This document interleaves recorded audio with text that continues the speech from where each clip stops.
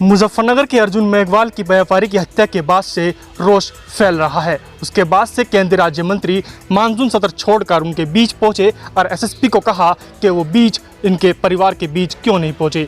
आज अखबार में तमाम अखबारों में खबर लगी उनके प्लान को लेकर, लेकिन अधिकारियों का कहना है उन्हें प्लान नहीं किया है, रिश्तेदारों के बीच मिलने पहुंचे हैं। ऐसे में समाजवादी पार्टी के नेता चंदन चौहान आज अपने फार्म हाउस पर समाजवादी पार्टी के साथ इस मामले को लेकर रणनीति तैयार कर रहे हैं।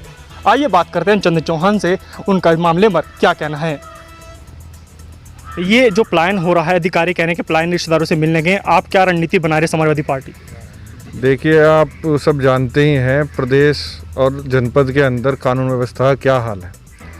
भाई अर्जुन करणवाल हमारे युवा व्यापारी थे और किस तरीके से बदमाशों ने दहशत फैलाने को लेकर वहाँ पर उनके घर पे गए, गोलियों की बौछार करके उन्हें मार दिया और फिर उसके बाद दहशत को काबिज करने के लिए अपनी, क्योंकि वहाँ सब व्यापारी जिस कारण जो है आज जो पीड़ा में है, जो असली पीड़ा है उनकी, कि वो डर व्याप्त करते हुए गोली चलाते हुए बाहर गए और आज इतना डर वहाँ पे है कि सब व्यापारी वहाँ से पलायन करने को मजबूर हैं।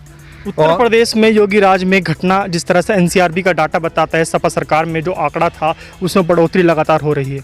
एनसीआरबी के डाटे हों, चाहे मीडिया चाहे जनता के बीच हों, मुजफ्फरनगर ही नहीं पूरे प्रदेश में क्राइम अपने चरम पर है।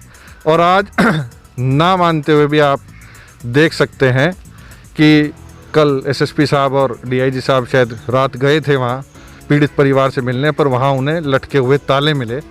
और मैं इतनी ही मांग करता हूँ जनपद के बड़े बड़े मंत्रियों से, सब जनप्रतिनिधियों से, भारतीय जनता पार्टी को जिसे पूर्ण बहुमत की सरकार बनाने का यहाँ जनता ने किया था, उन्हें नैतिकता के आधार पर इस्तीफा दे देना चाहिए।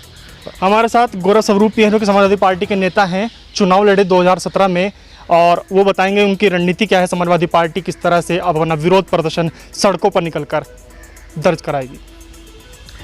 सबसे पहले तो मैं जो हमारे भाई, क्योंकि वो एक व्यापारी थे और मैं भी स्वयं एक व्यापारी हूँ, अर्जुन करणवाल जिनका बड़ी दुखद हत्या कर दी गई, उनके परिवार, सबसे पहले हम लोग ही जाके उनसे मिले थे, उनके परिवार के लोगों से।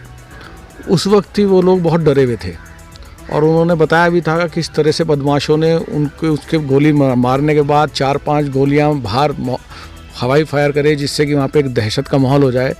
और आज हमें कल वो लोग यहाँ से पलायन भी कर गए। जब समाजवादी पार्टी की प्रदेश में सरकार थी, बहुत हल्ला मचाया जाता था कि प्रदेश में गुंडा राज व्याप्त है, कानून व्यवस्था ध्वस्त है। आज मैं पूछता हूँ कि जो आज पूर्ण बहुमत की उत्तर प्रदेश में और इस देश में सरकार है, वो कहाँ, उनके जनप्रतिनिधि कहाँ हैं? वो लोग, उनके आंसू पहुँचने तो चले गए। केंद्रीय मंत्री जी ने कहा था कि एसएसपी नहीं आए, उनको आना पड़ेगा। मेरे ख्याल में उसको, उनका बयान दिए हुए भी 4-5 दिन हो गए। उसके बाद कल एसएसपी जब गए, जब वो लोग पलायन कर गए।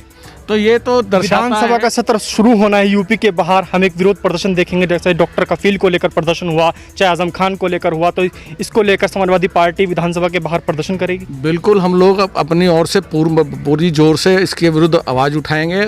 सुरक्षा हर हर नागरिक को मिलनी चाहिए, उनका एक मौलिक अधिकार है। और इस तरह से एक व्यापारी का पलायन बहुत दुखद घटना है।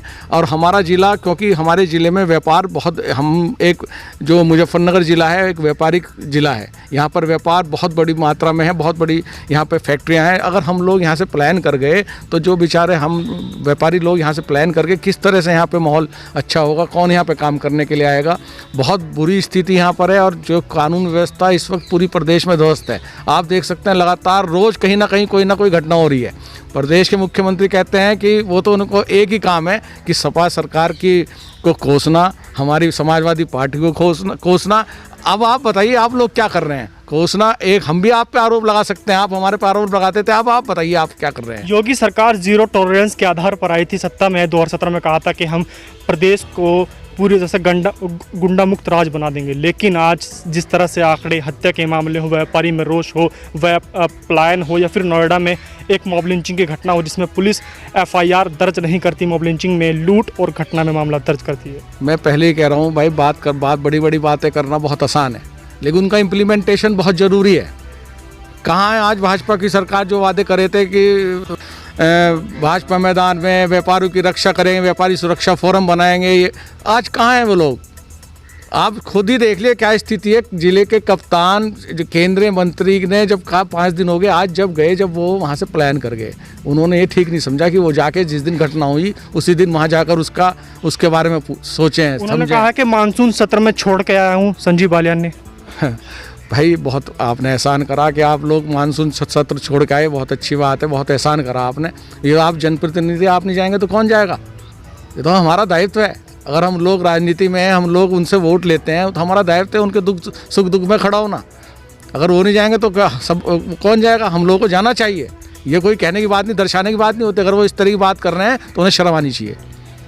मोरना के मामले में प्रशासन की कार्यप्रणाली पर सवाल उठ रहा है। हमारे साथ समाजवादी पार्टी के और भी नेता हैं, बॉबी त्यागी से बात करेंगे। मोरना के संदर्भ में वो किस तरह देखते हैं प्रशासन की कार्यप्रणाली को?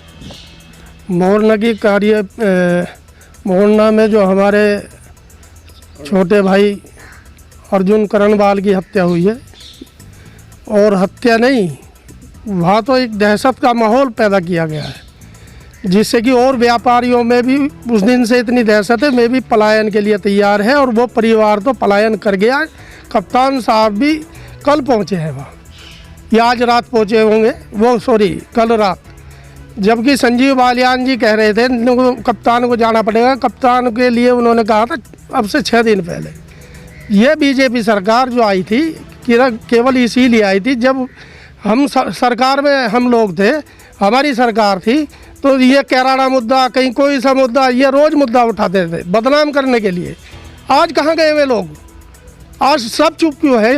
इतनी हत्याएं दिन दहाड़े प्रदेश में, लूट डकैती, जो घटनाएं असलियत में होती हैं उनकी रिपोर्ट बल्कि उल्टी दर्ज की जा रही है, उनकी कोई सुनवाई नहीं हो रही। इनका कहना है कि सरकार जिस तरह से इसमें लचरपन दिखा रही है और अधिकारी उन परिवार के बीच नहीं पहुंचा। हमारे साथ और भी नेता हैं समाजवादी पार्टी के, जो कि जिला पंचायत सदस्य हैं, अब्दुल्ला राणा। उनको क्या देखते हैं? जब समाजवादी पार्टी की सरकार थी तो कैराना से हुक्म सिंह ने एक मुद्दा उठाया था प्लान को लेकर, लेकिन एक बार फिर प्लान को लेकर मुद्दा गरमा रहा है। देखिए, ये भाजपा सरकार एक झूठे प्लान के मुद्दे पर सत्ता में आई थी।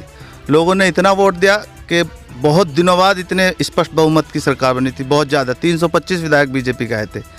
बहू बेटियों के बारे में सबसे ज़्यादा ये बात करते थे कि हम बहू बेटियों पर अत्याचार नहीं होने देंगे, उनका सम्मान करेंगे। आज आप आकर उठा के देख लीजिए कितनी महिलाओं पर उत्पीड़न और अत्याचार हो रहे हैं। बलात्कार के मुकदमे लगातार इतने बलात्कार हो रहे हैं, बच्चियों के साथ, महिलाओं के साथ इतना अत्याचार हो रहा है। सड़क पे वो सुरक्षित नहीं है।